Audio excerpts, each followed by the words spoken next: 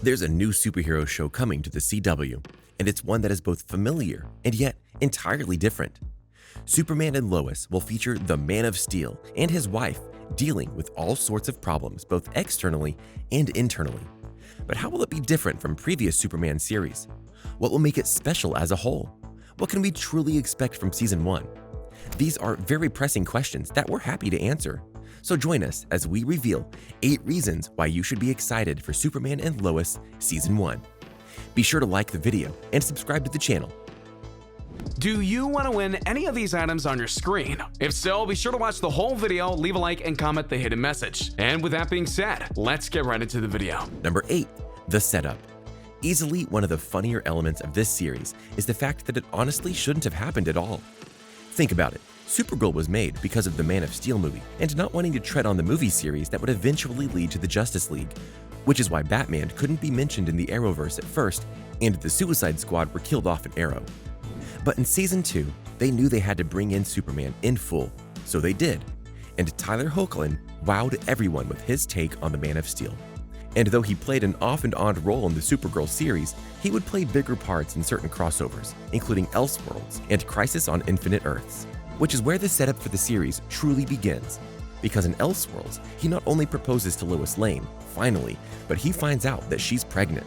In Supergirl, they move to another planet, one with a red sun, so they can live their lives in peace. But then, Crisis on Infinite Earths happens, and that got shaken up to high heaven. Fast forward, or would that be flash forward, to the new present of Earth Prime, and not only are Superman and Lois still a couple, they now have 2 kids instead of 1, and they're both teenagers. In fact, that's the main plot of the series. The world's most famous superhero, Superman, and comic books' most famous journalist, Lois Lane, deal with all the stress, pressures, and complexities that come with being working parents in today's society. On the surface, that may sound boring, but this is yet another spin on the Superman legacy that the other shows, Smallville, Superman the Series, Adventures of Lois and Clark, haven't done. Plus, given that the parents basically skipped raising their kids via the new multiverse and apparently were together for a lot longer, that raises all new questions and dynamics that we're looking forward to see unfold. Number 7. The Super Sons. You'd think that one of the biggest things we'd be pumped for in the new Superman and Lois series would be to see how the CW handles Superman and Lois on their own show. But honestly, we have a good feeling they'll be just fine. Rather, we're more intrigued with how they're going to handle their 2 sons, Jonathan and Jordan. The sons of Kal-El are curious for 2 reasons. Mainly because when people think of son of Superman, they think of Jonathan Kent, including him being the main son of Superman and Lois in DC Comics right now. And he and Robin, Damian Wayne, were the Super Sons that not only met and became best friends, but had their own series that many people loved. Jordan Kent is a brand new character in the DC universe, which has many people wondering how that is going to play out. According to reports, when we enter the series, Lois and Clark, see what I did there, are not only still grasping that they have 2 teenage sons now, but that they're worried about whether one or both of them will get his powers, which is what happened with Jonathan in the comics. It's a curious question, and one reminiscent of Black Lightning, but in a different way. The 2 sons are very different in personality according to the casting reveals, but will that influence them when they find out about their powers? Or will there be something else that triggers them? And of course, if they do get powers, how will Kal-El and Lois handle them? That's the question, and we're excited to find out the answers.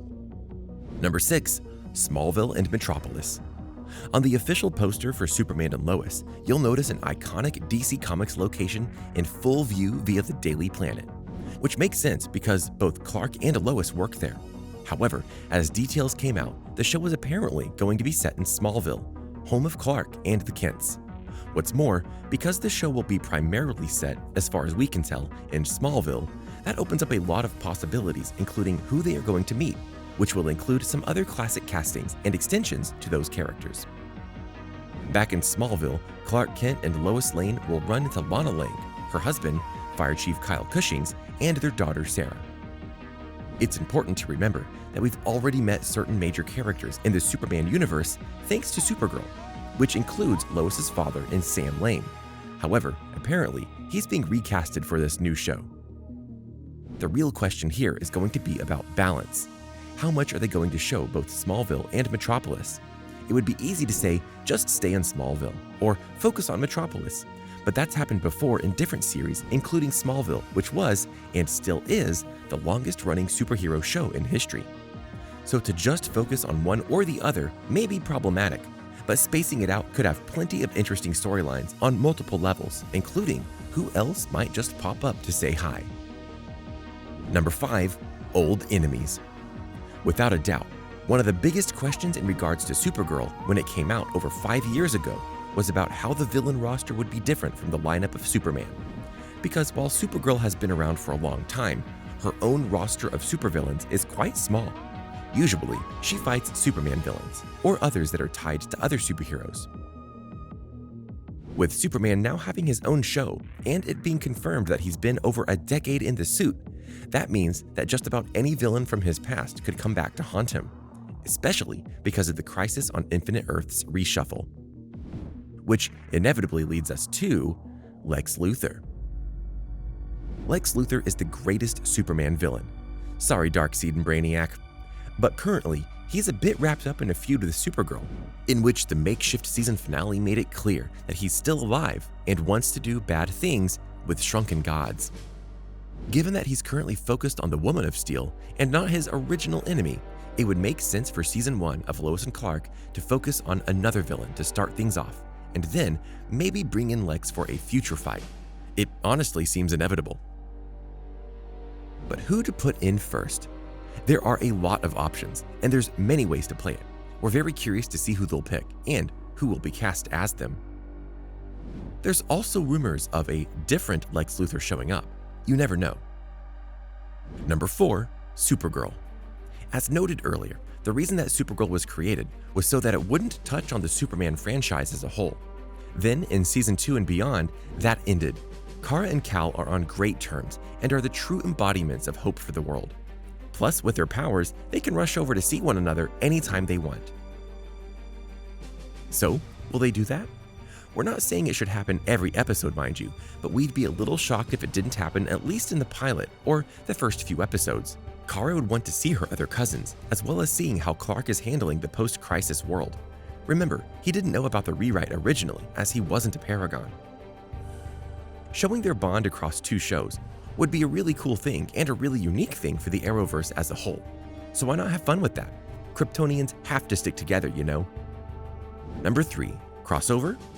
Crisis on Infinite Earths was a crossover basically 8 years in the making. It was the buildup of having 6 major DC Comics shows on the air, 5 of them being in the true crossover and having built up a wide multiverse. But now, with Crisis over and things looking much different, the question of what crossover is next must be answered.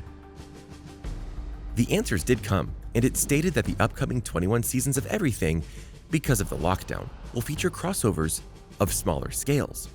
The largest of these rumors stated that Superman and Lois will feature crossovers with Batwoman of all things. Of course, this was before the Ruby Rose departure, so everything is up in the air now. Does Season 1 need a crossover? Maybe not. Or they could do what we noted before and just bring Supergirl in for a special crossover that crosses all of the super boxes. We'll just have to see.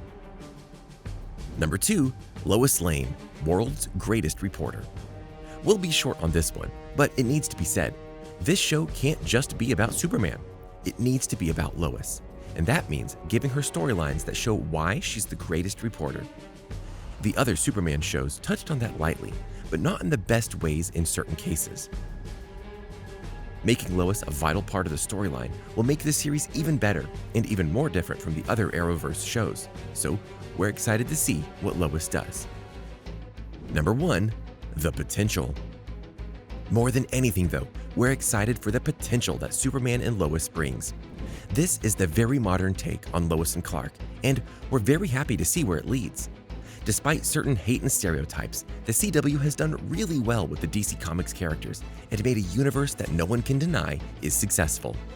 Many are hoping that this one may be the best of them all. We'll have to wait and see. But you can bet when the series does arrive that we'll be watching it. So, what did you think? What did you think of this look at Superman and Lois, and what we think it'll be like? Do you want this show to do really well? Which characters do you hope to see in it? Let us know in the comments below. Be sure to subscribe, and I'll see you next time on the channel. A simple reminder on how to enter our brand new giveaway. We will be giving away either an iPhone X Max, the new iPad mini, or a MacBook Pro. It's really your choice. So be sure to leave a like, comment the keyword, subscribe, and turn on notifications to enter the giveaway. It's really that simple. Go for it.